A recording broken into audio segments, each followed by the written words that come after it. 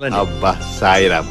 BCCI గురించి రీసెంట్గా వినిపించిన ఓ న్యూస్ విన్నప్పుడు ఇదే ఫీలింగ్ వచ్చింది.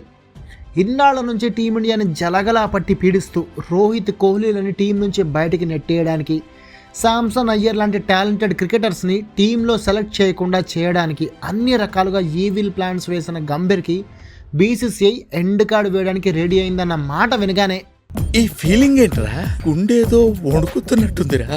అఫీషియల్ అనౌన్స్మెంట్ కాకపోయినా దాదాపు గంభీర్ కోచ్ పోస్ట్ బూస్ట్ అవ్వడం ఖాయం అనిపించింది. రీసెంట్గా టీమిండియా వరల్డ్స్ బెస్ట్ టీం రేంజ్లో ఆడలేకపోతుంది. ముఖ్యంగా టెస్ట్ మ్యాచ్లో పరమ దారుణంగా ఓడిపోతుంది. ఈ ఇయర్ స్టార్టింగ్లో కివీస్ చేతిలో ఇండియన్ క్రికెట్ చరిత్రలోనే ఫస్ట్ టైం 3-0 తేడాతో సొంత దేశంలో వైట్ వాష్ అయింది టీమిండియా. ఆ తర్వాత ఇంగ్లాండ్లో ఆడిన ఆండర్సన్ టెండూల్కర్ ట్రోఫీలో కూడా అతి కష్టం మీద డ్రా చేసుకుంది.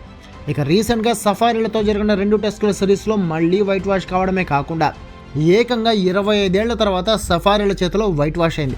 ఈ రకంగా టెస్టులో పరమచెత్త పెర్ఫార్మెన్స్ చూపించడంతో టెస్ట్ ఛాంపియన్షిప్ స్టార్ట్ అయిన తర్వాత ఫస్ట్ టైం ఫైనల్కి చేరే అర్హత కూడా పోగొట్టుకుంది టీమిండియా.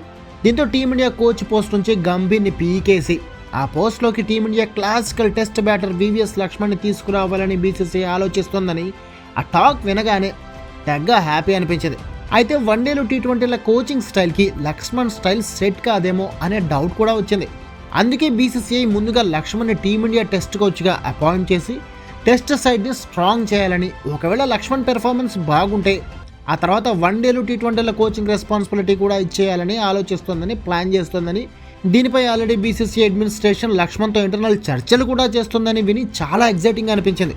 అయితే అప్పుడే కొంతమంది అదేంటి గంభీర్ కోచింగ్లోనే కదా T20 world cup, Asia cup, champions trophy team India గెలిచింది అన్నాను నాతో. ఆ మాటకి నేను ఒక్కటే చెప్పా, ఈ సిరీస్లో T20 world cup, champions trophy గొప్పతనం ద్రవిడ్దేనని, ఇందులో గంభీర్ పీకిందేం లేదనేలా ఆల్రెడీ రోహిత్ చెప్పడంతో గంభీర్కి ఆ క్రెడిట్ దొరకకుండా పోయింది. ఇక ఒక్క ఆసియా కప్ గెలవడం తప్ప గంభీర్ కోచింగ్లో టీమిండియా అంతలా పీకింది ఏం లేదు. రీసెంట్గా ఆసీస్ సఫారీలతో వన్డే సిరీస్లో కూడా గంభీర్ ఎవరినైతే వద్దన్నారో అదే రోకో ఇద్దరు అద్భుతంగా ఆడడం వల్లే టీమిండియా గెలిచింది. దీంతో గంభీర్కి ఏ వైపు నుంచి క్రెడిట్ దొరికే ఛాన్స్ లేకుండా పోయింది.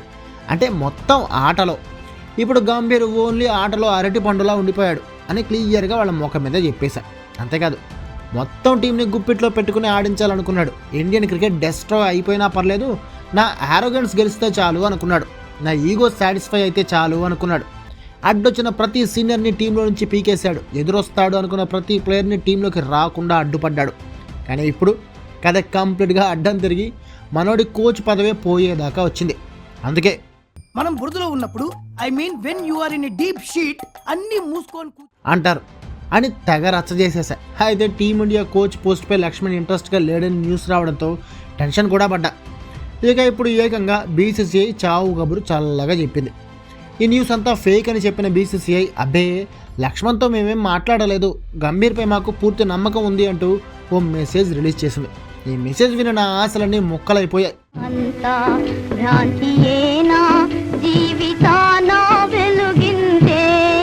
అని పాడుకోవాలనిపిస్తుంది. మరి మీకు